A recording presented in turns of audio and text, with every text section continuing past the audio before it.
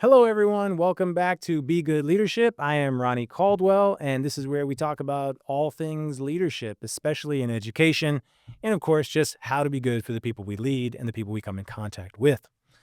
So, today I want to talk about feedback cultures and how do we create cultures where feedback isn't scary. We know that feedback is important. I've oftentimes used the term feed forward, but the educator Dylan Willem, he thinks that that's a terrible use of, he hates the word feed forward because he's like, then you don't understand what feedback is. And feedback is supposed to be for learning. It's essential to learning. And so if we have cultures where feedback is scary, well, that hampers our learning, whether it's in a classroom or in an organization. And we have to get more comfortable with it. And it's tough because so much of how we take feedback has to do with us, who we are internally, and what the work we've done inside. But what are some things that leaders can do that create a culture where it's less likely that feedback is going to be scary for their people? So I'll give a few ideas that I have. And one is modeling reflection. So modeling reflection, meaning sharing stories with people about things that you've been thinking about. Modeling the idea of, I've talked about it before, sharing mistakes that have been made or learning or things that you're still wondering about that you haven't even figured out, but that you're reflecting about it. It When the leader does that, it allows other people the space to say, huh, I can reflect on those same things. Or this is an environment where I should probably slow down and think about things. So oftentimes we're just busy, and especially teachers, just throughout the course of the day, that they don't make any time for themselves to reflect. And the time that they have to actually reflect on their practice is minimal. And we know that reflection on your practice, reflection on your learning is actually very, very important, right? And when we first model a reflective space, when we model that we reflect on things and that it's okay for our staff to reflect on things, it also gives this feeling that any kind of feedback would be fuel for that reflection. That feedback that people could use would be just something else that's on top of the learning. There's nothing dangerous here because what I'm modeling is that I'm constantly learning in this space and you can be too. And so that being given to students, being given to teachers is so important to create an environment where people feel comfortable with feedback. Next is leadership has to go first. I've been in a lot of schools these days where they're like, well, we need to get feedback from the students. I agree. I've always thought that getting feedback from students, especially as they get older, on how they're experiencing your units, on your teaching, the classroom environment, can be very, very powerful. As a teacher myself, it was always very, very powerful for me. But what I find the missing metric that so many schools have, I've seen, we've got the standardized test data, we've got units we've collected, we've got some of our observations, or now we're getting student feedback. And it's interesting, the one piece of feedback that we see to be missing is teacher feedback on the quality of leadership. There was a military study that showed that basically military leaders who were most likely to get promoted, the feedback from their superior was less predictive than the feedback from the people who worked for them. Because all of us are trying to be our best self or trying to like show up to the leader, the good stuff. The people who will really tell you whether or not leadership is good are the people you're leading, the people who are actually experiencing your leading. As a matter of fact, I think that in international schools, or if you're hiring a boss, if you're hiring a leader or a manager, it is actually probably one of the worst things. I think it's actually irresponsible that we don't have some type of data from the people that they've led.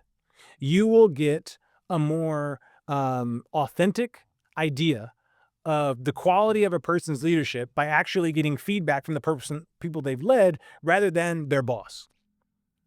But if the important thing is I want someone who just listens to me, then that's a different thing. Versus if you want someone who leads their staff well, you need to talk to other people who've been their staff.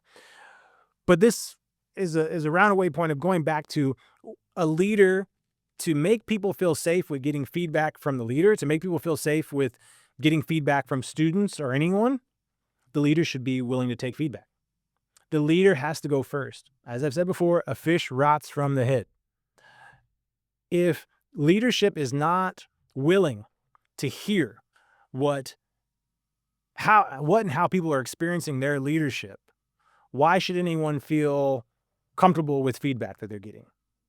The leader willing to take feedback, the leader willing to take some kind of criticism, take some feedback, and then act upon it, it changes the culture completely. To show that, oh, I'm going to take this feedback from you. I want to know how I'm doing. I want to know how I can get better. And I'm on that journey as well. And I'm going to ask the people who I'm leading because I know that I can still get better at this leadership thing. Your people are going to be more likely to take feedback from you. I've said this before. If you want to influence, be willing to be influenced, right? If you want people to take feedback from you, be willing to take feedback yourself and be honest about it.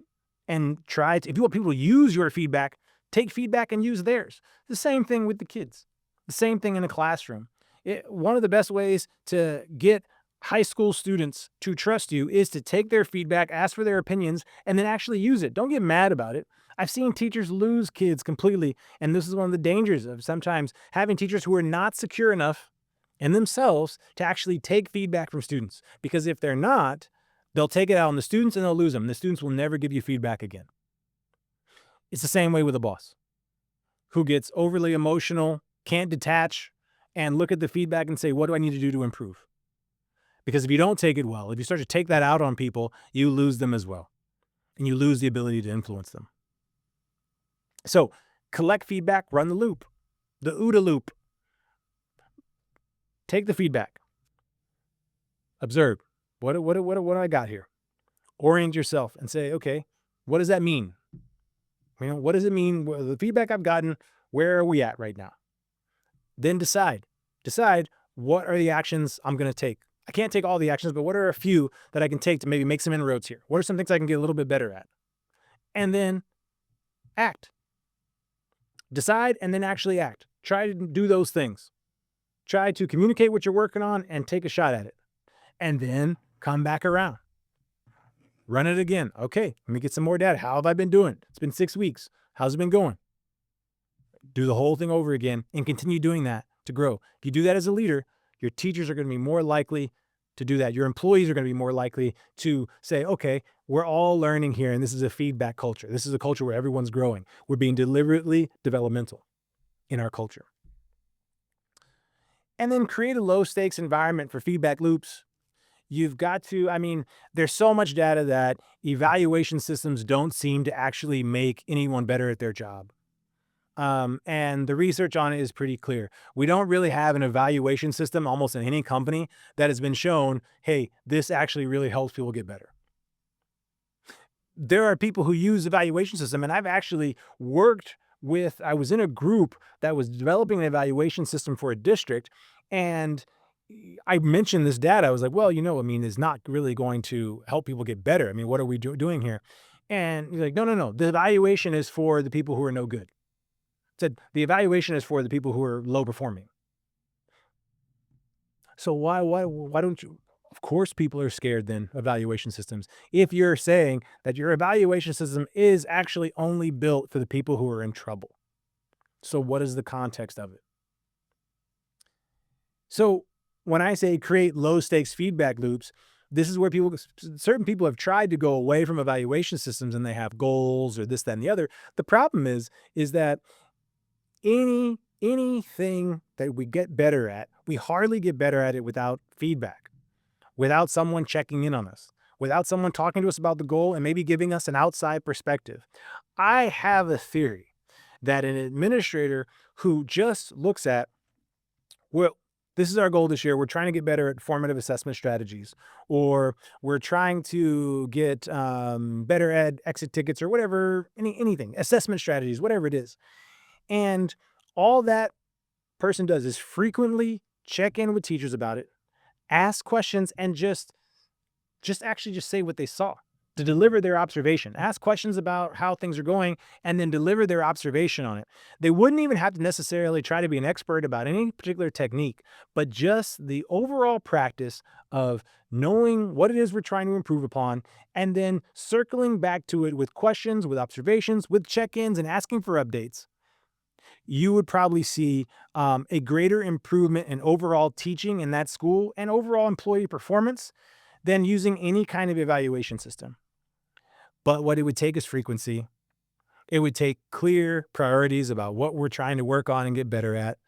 And it would take you checking up as a leader. It would take you checking up as a leader and trying to observe the work and ask questions about the work. I think that just by itself, a low stakes feedback loop is what I would call that. Is that basically there's an actual loop where you're actually seeing, talking, offering some observation, circle back again, do it again, repeat it over and over and over again throughout the year. And this is not check off, you're in trouble. I mean, if the students are in danger, if someone's really not performing at all, of course you have to have that conversation. You don't want to ignore toxic behavior. But overall, creating an environment where people know the feedback is low stakes and it's about growth, it's actually helping me reflect on my own practice, the more so they're going to be willing to take that feedback from you. And the more that feels like a true learning environment. That's what I'm talking about. Modeling reflection, taking feedback as a leader and using it to make decisions about how you can get better, and a low stakes feedback environment where you're constantly checking back in with teachers, asking them to reflect on their practice, and just sharing your observations about the work they're accomplishing. Those three things done consistently create an environment where feedback isn't so scary. I think there's the individual, each person has to do that internal work so that they can take feedback and use it well. But I think those are the things that leadership can do to create an environment where that's more likely. I hope you found it helpful. As always, the advice is free and you don't have to take it. You be good.